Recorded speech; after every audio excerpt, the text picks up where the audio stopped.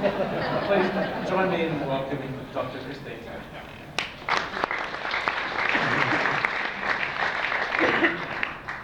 Thank you for that lovely introduction, and thank you for having me here to talk to you today. So, you know what's interesting about designing technologies for after dark is the way in which so many void and empty inner city spaces are suddenly becoming populated with more 24/7 venues.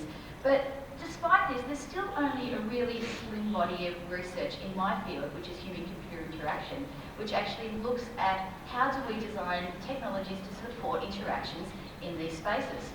So, with that in mind, the title of this talk is somewhat provocative. I'm not alone, I'm with my phone. So basically, there's been some recent sentiments that perhaps women should be careful and even avoid, when possible, going out alone onto the mean streets after dark. And while there is a lot of objection to sentiments such as this, and perhaps just the murderers and the rapists would like to stay at home instead, it's think that really, you know what, maybe we don't need to go out alone. But what is being alone? I think in a digital age where we've collapsed time and space through our use of technology, the notion of being alone or being connected can simply be solved by a mobile phone with a connectivity to a digital network, a real-time digital network that can be called upon in case of need. So this sort of ensures that even if a person is physically by themselves, they're actually not alone because of their digital connectedness to networks of assistance. I want you to look at the next two images that I'm going to show you, because they say a lot about the problems that we encounter when trying to design technology for safety after dark. So here we have in the first image a fairly sinister kind of dark alleyway, somewhere you wouldn't want to be, somewhere that creates a feeling of the city that's dark and dangerous and not in a good way. But compare it to this image where we seem to have a person that's kind of quite at one with the city there, you know, this feeling of kind of calm and connectedness. And I think this is at the crux of what we're trying to do.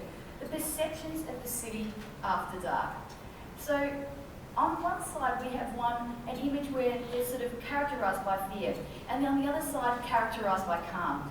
And I use the word calm quite deliberately because it not only refers to a state of user being, but in my field of like ubiquitous computing, it is a term that's used by Weiser, who kind of envisioned the ubiquitous computing future where technology would be everywhere. That it would be everywhere in a way that wouldn't be full of flashing bells and whistles and annoyances for the user. Rather, it would be hidden and calmly go about supporting us as we went about our everyday lives. It would sort of just be underlying there when we wanted it, disappearing when we didn't want it. And so the notion of calm, I think, is important to think about as a design goal on a number of levels. But we get challenged when trying to do this because, as we can see kind of from this old poster, streetlights come on, time to go home, that the challenge of designing for technology that enhances perceptions of safety after dark have to overcome deeply ingrained cultural constructions that equate night with danger. Yet I, as someone in this project, frequently do things at night. I mean, 24-hour Kmart. I also live right next to a 24-hour Coles. Can I just tell you, for those people that battle with trying to get a park and try long checkout queues, this doesn't happen at night.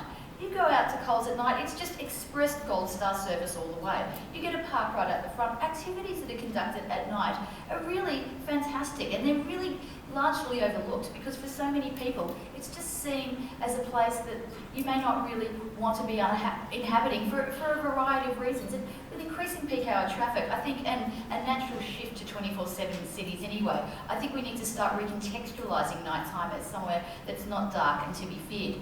But of course, you know, technology is a helpful way to do this. But one thing that needs to be said right here is there's two things that are being addressed. For a start, we have the perception of danger. This is very different to real-time danger. For example, people, when you ask them what are they scared about at night, it's serial killers. The reality is they're probably more likely to be hit from their bike by a car, but it's the serial killer that resonates with them in their mind, that haunts them as they walk through the dark streets. And an example of how technology can enhance these sort of fears in an unnecessary way is some of the research I did with people that have high levels of home security in their house. Now this actually perhaps is making them safer, but the very act of activating things like sensor-based alarms and the occasional false alarm actually starts to kind of raise levels of panic, and you can show that that's really not an example of the calm computing safety device that we would aim for. Another interesting example is sort of gated communities, which can kind of result in, as one user said, a self-imposed segregation due to fear. And that's something my PhD student Anna is working on, is actually looking at, you know, what happens if what's inside the city, if you have a gated place that's safe, but what does that mean for the outside space? So, you know, the notion of sort of segregating yourself away based on notions of fear is one that can be inherently problematic in some ways. So just keep that in mind, the difference between the perception of safety that we're addressing and actually real danger. Just a bit about where I come from and what I do, because it will help provide some context to the technologies that we've designed. I'm from the Urban Informatics Research Lab, which is based at QUT, although I live in Melbourne, and it really just sits at the intersection between people, place and technology. And it's an approach to designing city spaces that couple these three separate needs in a way that holistically, hopefully makes cities better places to live. And one of the good things about these new emerging fields is the broad variety of influences that characterise these spaces.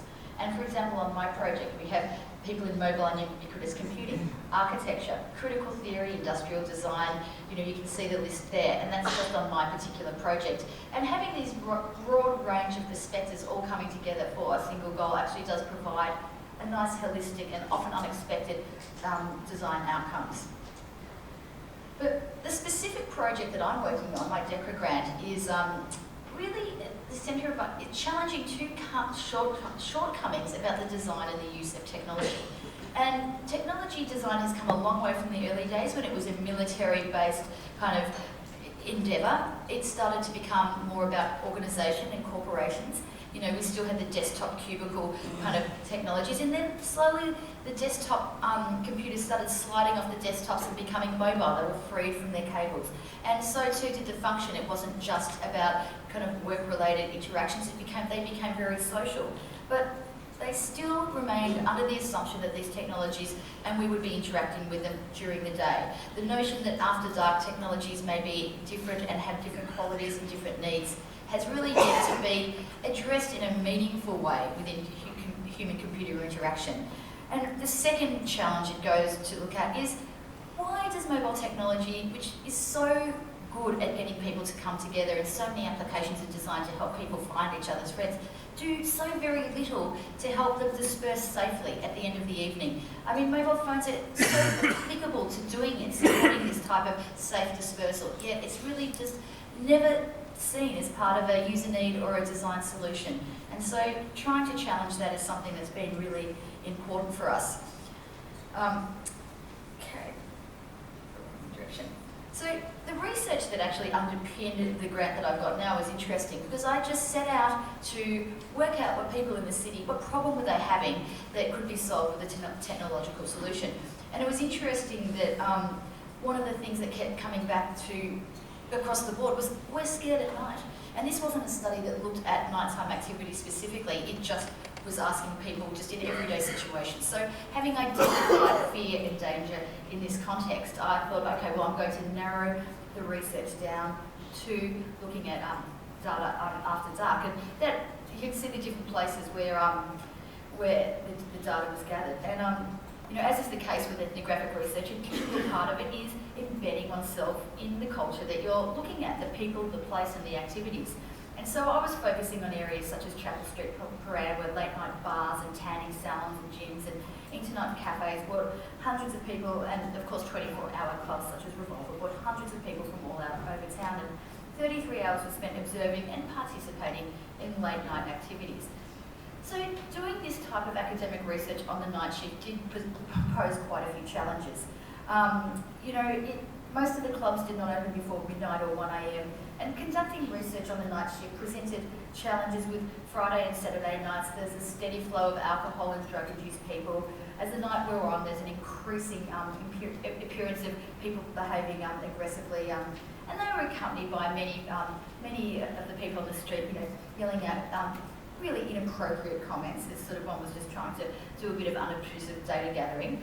But you know, that is sort of the reality of life, you know, life after dark. And it was fascinating to look at the different types of user archetypes that emerged. And one of my favourite archetypes was sort of the lone female who was incredibly empowered by the fact that she had her mobile phone with her, but without any necessary kind of dedicated function to doing anything with the phone. She would just do the faux phone call, the pretending to be on the phone, and just with the pretend phone in hand, would confidently walk down the street, secure in the notion that no one would think of attacking her because she was pretending to be on the phone. And I love the concept of the faux phone call. It addresses sort of the perception of safety.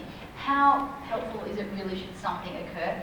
That's sort of one of the things that we thought would require further investigation and potentially be a design challenge. And interestingly, one of the other user archetypes that gave some clues as how this could be done better were some of the sex workers that were on the street, and they were very resourceful in using their phones to keep in contact with their, that's called the human resource managers, that would make sure that the number of the car that they got in was registered, texted back to their human resource manager, and ensured that should something go down, there was a record of where they'd gone. So this was an example of these ladies using technology in real time in a way that meaningfully could help them if something happened. And I thought, well, what a great bunch of early adopters that they actually were. So with all these different user archetypes in mind, we came up with our first prototype, which we actually ended up calling MATE, Mobile Artifact Attaining Environment. So please excuse the fact that it's still on our old Guardian Angel working title there. But what this simply did was a set and forget mobile app that notifies predefined contacts if you fail to arrive at your destination. And you just download the app and follow the prompts. And what's important about this and significant is the use of a demo mode, because so many of these applications for safety fail to allow for you to check and make sure that it works. And it's very problematic if you're using live mode to check the functionality of the device. It's also problematic if you fail to really be comfortable with the settings, and should something happen, you have to just say, if you could just hold on a minute, the mugging will have to wait while I look for my phone and try and work out exactly how this works. So clearly you need the experience. So we found over time the importance in technologies like this of always having a demo mode. And then one of the other things about this is you want to be able to share your location should you fail to arrive with networks, but not everyone. If you don't have the need for protection balanced with the need for privacy, these things won't work at all. And so the centre of nearly all this research is understanding that tension between using your phone to keep you protected, but ensuring that you have privacy control over what information, especially location-based information, you're sharing and with whom. And basically, after selecting your travel mode, it calculates the time that it will take to get to where you're going. Should you fail to arrive, it will then notify your assigned contacts that you have not got to where you're going, and it will then, and only then, reveal your location, where you actually are and where you were going, and then they can act accordingly. And the idea of the set and forget app was basically so that you could put it on before you left, and we wanted to make sure that should you go home and forget to activate it, parents and friends were going to be notified of frantic calls. We wanted to make it so failure to act was what would actually set off the warning as opposed to vice versa, because we didn't want to have a whole lot of false positives. Another interesting approach, because you can see with the MATE technology, it's more of a retrospective, after something's occurred type of application. How could you have something in real time? Well, our research lab has a little drone called Tinkerbell, who's quite adorable and who's embedded with the qualities of the big spotlights and cameras. So the notion that Tinkerbell could actually accompany you as you go back, so you're leaving a friend's house in the city, you've got to go down a few laneways, Tinkerbell can follow you, hover above you, because according to the castle laws at the moment, that's still okay. And just beam your safe progress back to the friends sitting at home. And it's a way of just having like a little guardian angel sitting over your shoulders. So there's so many ways in which technology can help people in different types of situations. And Tinkerbell, one can imagine, could feel quite empowering to have this little gadget up above us hovering around, and should something happen, it can beam down lights, etc., and sirens, you name it. And finally, we get to the 000 interface. Now, I don't know if you are aware that we were meant to be getting a very new fast internet. When we had a change of government, we were deciding that we would get a marginally faster internet instead, and marginally is better than nothing. But one of the things that they decided to put some of the sort of telecommunication money towards was overhauling the 000 interface.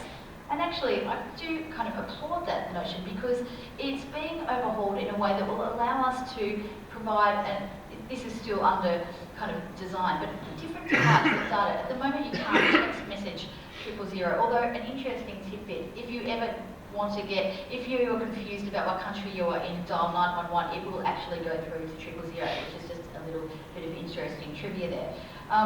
But what we're developing is a holding pattern space where users can upload relevant data, where you are, what type of crime you think is happening, any accompanying type of pictures, images, sound that you think is relevant or important. Now this just sits like in a little holding pattern space, and then should the crime go down, you can just hit the send button and then it will upload that to 000. So why this is useful is it allows, for a start, it can actually reduce unnecessary calls to 000. You know, you think something's happening, or someone's following you, you're not sure, but it could be. You can start doing the process of providing the relevant information without the commitment of actually putting the call through. But secondly, it allows more dynamic forms of data to be presented to 000, which is also important for people with disabilities who, may be deaf, or for whatever reasons you want to have alternative methods of input as opposed to voice. And the final thing is, I think what's good about this particular design is it actually serves to address the two issues of real-time safety, but coupled with actually putting people at ease a little bit and the perception of safety. So if you think you're being followed down the street, you can simply upload this information without fear of offending the person, should they just be a person going out for an innocent walk. But knowing that that information, should something happen, can just be then uploaded at the push of a button. So the idea is, again, trying to design things that help us feel better about the city, while actually being able to help us should we really need the help.